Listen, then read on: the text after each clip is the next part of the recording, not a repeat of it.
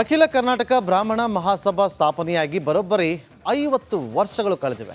ಈ ಹಿನ್ನೆಲೆ ಬ್ರಾಹ್ಮಣ ಮಹಾಸಭಾ ತನ್ನ ಸುವರ್ಣ ಮಹೋತ್ಸವವನ್ನು ನಗರದ ಪ್ಯಾಲೇಸ್ ಗ್ರೌಂಡ್ ಆವರಣದಲ್ಲಿ ಅದ್ಧೂರಿಯಾಗಿ ಆಚರಿಸಿಕೊಂಡಿದೆ. ನಿನ್ನೆ ಹಾಗೂ ಇವತ್ತು ಆಯೋಜನೆ ಮಾಡಲಾಗಿದ್ದ ಈ ಬ್ರಾಹ್ಮಣ ಮಹಾಸಮ್ಮೇಳನದಲ್ಲಿ ತ್ರಿಮತಸ್ಥ ಬ್ರಾಹ್ಮಣರು ಲಕ್ಷಾಂತರ ಸಂಖ್ಯೆಯಲ್ಲಿ ಸೇರಿ ಸಂಭ್ರಮಿಸಿದ್ದಾರೆ.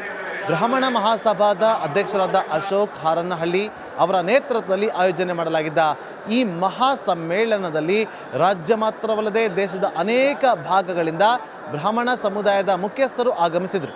2 ದಿನಗಳ ಈ ಕಾರ್ಯಕ್ರಮದಲ್ಲಿ ಪಕ್ಷ ಭೇದವನ್ನು ಮರೆತು ರಾಜಕಾರಣಿಗಳು ಸೇರಿ ಅನೇಕ ವಿಭಾಗಗಳ ಗಣ್ಯರು ಕೂಡ ಭಾಗಿಯಾಗಿದ್ದರು.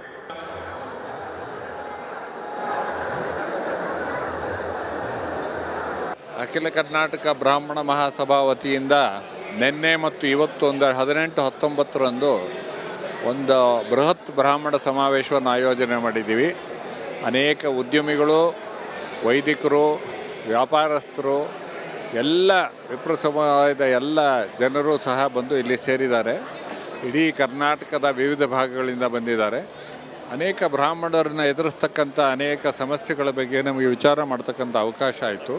ಪ್ರಮುಖವಾಗಿ ಕೆಲವು ವಿಷಯ ಅಂತ ಹೇಳಿದ್ರೆ, ಮೊದಲನೇದಾಗಿ ದೇವಸ್ಥಾನಗಳಿಗೆ ಸ್ವಾಯತ್ತತೆ ಕೊಡಬೇಕು. ದೇವಸ್ಥಾನಗಳನ್ನು ಸನಾತನ ಧರ್ಮದ ಕೇಂದ್ರಗಳಾಗಬೇಕು. ಈಗ ಏನು ಅಂತ ಹೇಳಿದ್ರೆ, ಈಗ ಬೇರೆ ಬೇರೆ ಧರ್ಮದವರಿಗೆ ಸಂಪೂರ್ಣ ಸ್ವಾತಂತ್ರ್ಯ ಇದೆ. ಈಗ ಮಸೀದಿಲಿ ಏನು ಮಾಡ್ಬೋದು, ಚರ್ಚಲ್ಲಿ ಏನು ಮಾಡ್ಬೋದು ಅಂತ ನಿಯಂತ್ರಣ ಇಲ್ಲ. ಅದೇ ನಮ್ಮ ದೇವಸ್ಥಾನಗಳಲ್ಲಿ ಬರೀ ದರ್ಶನ ಟಿಕೆಟ್ ಹರಿಯೋದು, ಅದನ್ನು ಸರ್ಕಾರಕ್ಕೆ. ಅಖಿಲ ಕರ್ನಾಟಕ ಬ್ರಾಹ್ಮಣ ಮಹಾಸಭಾ ಸ್ಥಾಪನೆಯಾಗಿ ಬರೋಬ್ಬರಿ 50 ವರ್ಷಗಳು ಕಳೆದಿವೆ. ಈ ಹಿನ್ನೆಲೆ ಬ್ರಾಹ್ಮಣ ಮಹಾಸಭಾ ತನ್ನ ಸುವರ್ಣ ಮಹೋತ್ಸವವನ್ನು ನಗರದ ಪ್ಯಾಲೇಸ್ ಗ್ರೌಂಡ್ ಆವರಣದಲ್ಲಿ ಅದ್ಧೂರಿಯಾಗಿ ಆಚರಿಸಿಕೊಂಡಿದೆ. ನಿನ್ನೆ ಹಾಗೂ ಇವತ್ತು ಆಯೋಜನೆ ಮಾಡಲಾಗಿದ್ದ ಈ ಬ್ರಾಹ್ಮಣ ಮಹಾಸಮ್ಮೇಳನದಲ್ಲಿ ತ್ರಿಮತಸ್ಥ ಬ್ರಾಹ್ಮಣರು ಲಕ್ಷಾಂತರ ಸಂಖ್ಯೆಯಲ್ಲಿ ಸೇರಿ ಸಂಭ್ರಮಿಸಿದ್ದಾರೆ.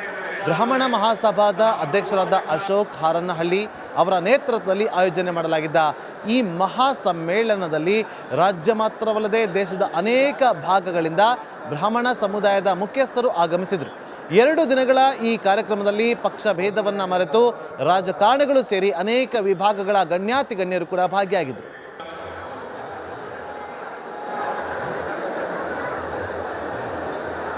ಅಖಿಲ ಕರ್ನಾಟಕ ಬ್ರಾಹ್ಮಣ ಮಹಾಸಭಾ ವತಿಯಿಂದ ನಿನ್ನೆ ಮತ್ತು ಇವತ್ತು 18-19ರಂದು ಒಂದು ಬೃಹತ್ ಬ್ರಾಹ್ಮಣ ಸಮಾವೇಶವನ್ನು ಆಯೋಜನೆ ಮಾಡಿದ್ದೀವಿ.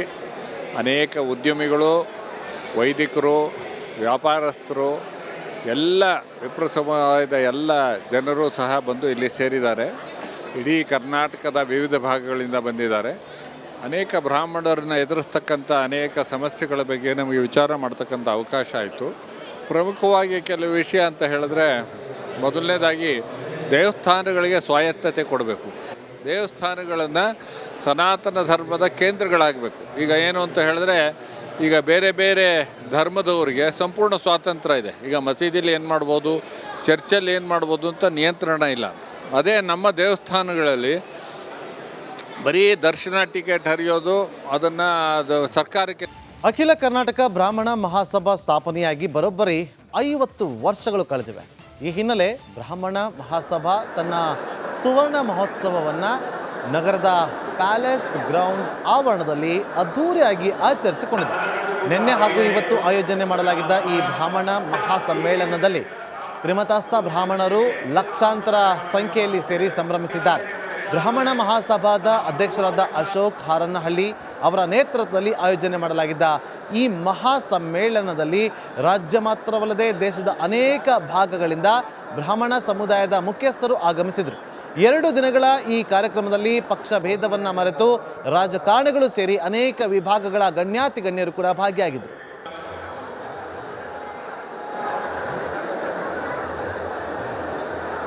ಅಖಿಲ ಕರ್ನಾಟಕ ಬ್ರಾಹ್ಮಣ ಮಹಾಸಭಾ ವತಿಯಿಂದ ನಿನ್ನೆ ಮತ್ತು ಇವತ್ತು 18-19ರಂದು ಒಂದು ಬೃಹತ್ ಬ್ರಾಹ್ಮಣ ಸಮಾವೇಶವನ್ನು ಆಯೋಜನೆ ಮಾಡಿದ್ದೀವಿ. ಅನೇಕ ಉದ್ಯಮಿಗಳು, ವೈದಿಕರು, ವ್ಯಾಪಾರಸ್ಥರು, ಎಲ್ಲ ವಿಪ್ರ ಸಮುದಾಯದ ಎಲ್ಲ ಜನರು ಸಹ ಬಂದು ಇಲ್ಲಿ ಸೇರಿದ್ದಾರೆ. ಇಡೀ ಕರ್ನಾಟಕದ ವಿವಿಧ ಭಾಗಗಳಿಂದ ಬಂದಿದ್ದಾರೆ. ಅನೇಕ ಬ್ರಾಹ್ಮಣರನ್ನ ಎದುರಿಸ್ತಕ್ಕಂಥ ಅನೇಕ ಸಮಸ್ಯೆಗಳ ಬಗ್ಗೆ ನಮಗೆ ವಿಚಾರ ಮಾಡ್ತಕ್ಕಂಥ ಅವಕಾಶ ಆಯಿತು.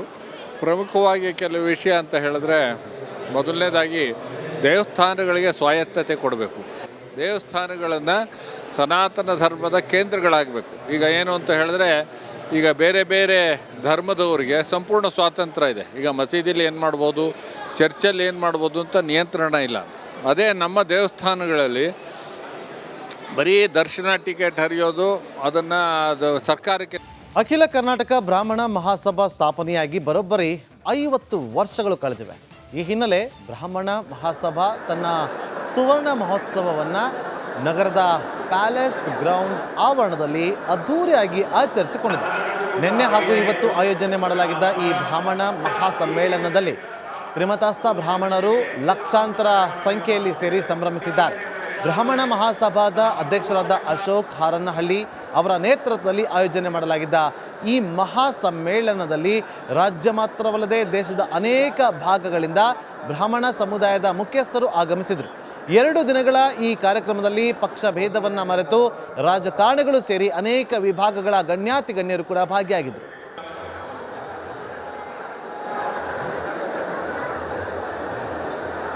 ಅಖಿಲ ಕರ್ನಾಟಕ ಬ್ರಾಹ್ಮಣ ಮಹಾಸಭಾ ವತಿಯಿಂದ ನಿನ್ನೆ ಮತ್ತು ಇವತ್ತು 18-19 ಒಂದು ಬೃಹತ್ ಬ್ರಾಹ್ಮಣ ಸಮಾವೇಶವನ್ನು ಆಯೋಜನೆ ಮಾಡಿದ್ದೀವಿ.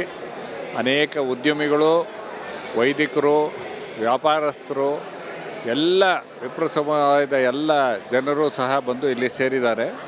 ಇಡೀ ಕರ್ನಾಟಕದ ವಿವಿಧ ಭಾಗಗಳಿಂದ ಬಂದಿದ್ದಾರೆ.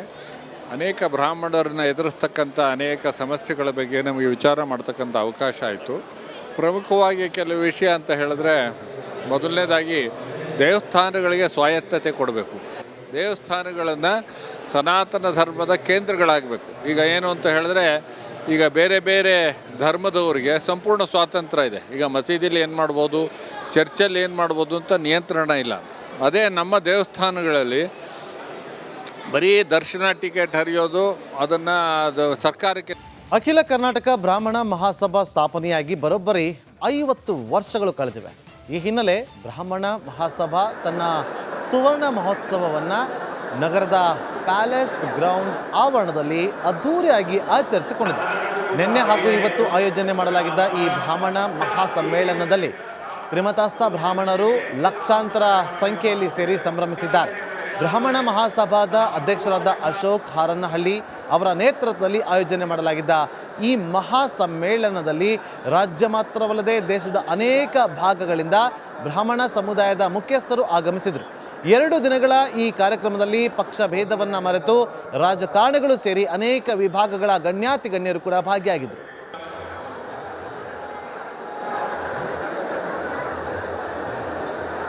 ಅಖಿಲ ಕರ್ನಾಟಕ ಬ್ರಾಹ್ಮಣ ಮಹಾಸಭಾ ವತಿಯಿಂದ ನಿನ್ನೆ ಮತ್ತು ಇವತ್ತು